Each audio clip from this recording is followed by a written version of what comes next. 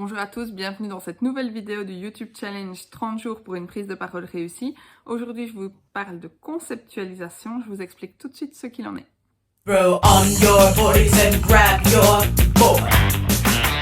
Bonjour à tous, bonjour à toi qui me suis dans ce YouTube Challenge. Aujourd'hui, je souhaitais te parler de quelque chose qui me tient vraiment à cœur, quelque chose qui m'a énormément aidé aussi bien dans mes prises de parole que dans ma vie de tous les jours. Je souhaitais vraiment l'échanger avec vous, que j'appelle la conceptualisation.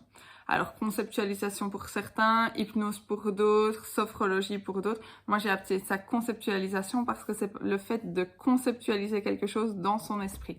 Je vous explique plus en détail. Donc voilà, la conceptualisation pour moi, qu'est-ce que c'est? C'est le fait de pouvoir se booster ou se calmer par une image positive ou négative. Alors moi, j'ai appris ça en sophrologie, j'ai trouvé ça génial parce que ça me permet quoi? Ça me permet de pouvoir être en période de stress mais que mon corps soit entièrement relâché. Qu'est-ce que ça va vous amener dans votre prise de parole? Ça va vous amener...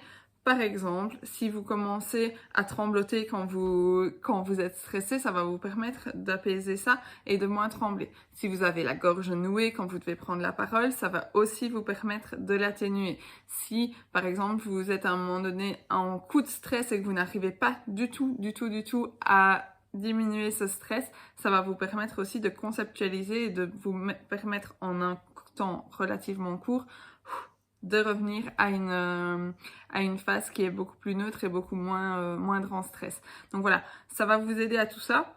Et par la suite, ça va même vous aider à d'autres choses parce que certains de mes coachés me disent « Oui, mais moi, je suis rouge, par exemple, qu'est-ce que je dois faire ?» Le fait de conceptualiser va permettre que le corps soit relâché, va permettre que, justement, ces aspects physiques soient moins forts. Donc, comment ça se passe? Alors, c'est simple et compliqué à la fois. C'est simple une fois qu'on a compris, c'est compliqué à mettre en place. Alors, qu'est-ce qu'on fait? En fait, en sophrologie, comme moi je l'ai fait, mais ici je vais appeler ça plutôt conceptualisation, on va être dans le fait de ressentir son corps et d'associer à un instant où on est boosté ou alors où on est plus calme, une image. Donc je vous partage en toute transparence moi mon image qui me détend et qui m'aide à moins stresser, c'est une image en forêt. On a fait une balade en forêt avec mon mari un jour, je m'y suis sentie vraiment zen. Je me suis dit stop, maintenant il faut que je m'imprègne de ce sentiment. J'ai fermé les yeux, je me suis dit imprègne-toi du moment, vraiment. On respire bien, on essaye de sentir tout ce que son corps ressent à ce moment-là, toute la manière dont son corps est détendu, vraiment comment on se sent, mais au plus profond de soi, et pas juste comment on se sent, moi je me sens bien. Vraiment, au plus profond de moi, comment est-ce que je me sens dans ce moment-là, et on essaye de s'en imprégner. Si on n'a pas identifié ça directement, on essaye de se remettre dans cette situation. Donc voilà, si vous aussi vous aimez aller en forêt, vous allez dans la forêt, vous dites « Ah oui, je l'ai senti ». 2-3 jours après, vous réessayez. Ah tiens, là j'ai senti ça et ça. Et vous essayez vraiment de sentir votre corps et de voir comment votre corps réagit et essayer de vous en imprégner. L'exercice par la suite, ça va être à un moment où vous n'êtes pas dans cette situation-là, de pouvoir essayer d'y revenir. Donc comment est-ce que ça fonctionne? On ferme les yeux. Si on a besoin même, on se touche un petit peu ou on sent qu'on est tendu pour pouvoir justement donner l'information à son corps. Tiens, là je suis tendu, il faut que ça soit plus détendu à cet endroit-là. Si c'est la gorge qui se noue, ben, voilà, ça parfois mettre aussi juste la main sur sa gorge parce que ça donne aussi les informations plus haut de où il faut décoincer.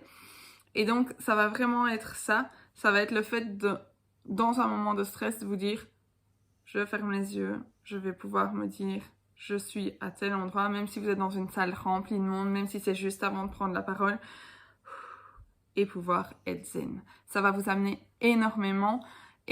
Pourquoi? Parce que quand on est bloqué dans une prise de parole, quand on est bloqué de manière générale et qu'on a une action à faire, plus on va stresser, plus on va se bloquer. Donc il faut trouver des solutions pour pouvoir déstresser. C'est hyper important en prise de parole. Moi j'ai très souvent des petits coups de stress aussi, même si je suis une adepte de la prise de parole, parce que en fonction du public, en fonction de la thématique, on a parfois des enjeux plus grands. Le fait de conceptualiser me permet, juste avant de prendre la parole, d'être zen, et dès que ma prise de parole est commencée, ben voilà, là on est plus dans des aspects pratico-pratiques de prise de parole que je vous explique dans les autres vidéos, mais je vous invite vraiment à tester cette conceptualisation qui va vous permettre de dissocier vraiment votre esprit de votre corps et ne plus laisser à votre corps prendre le dessus dû au stress. Donc vraiment, essayez. N'hésitez pas à me dire en commentaire si vous l'avez testé. N'hésitez pas à me dire si ça a fonctionné ou pas. Et si vous avez besoin de plus d'infos, je serais vraiment ravie de vous renvoyer vers des personnes qui sont hyper compétentes là-dedans et qui vous aideraient aussi à coup sûr parce que c'est vraiment quelque chose d'hyper intéressant et quelque chose qui m'a, moi, énormément aidé donc que je voulais partager avec vous. Voilà, on se retrouve demain pour une nouvelle vidéo.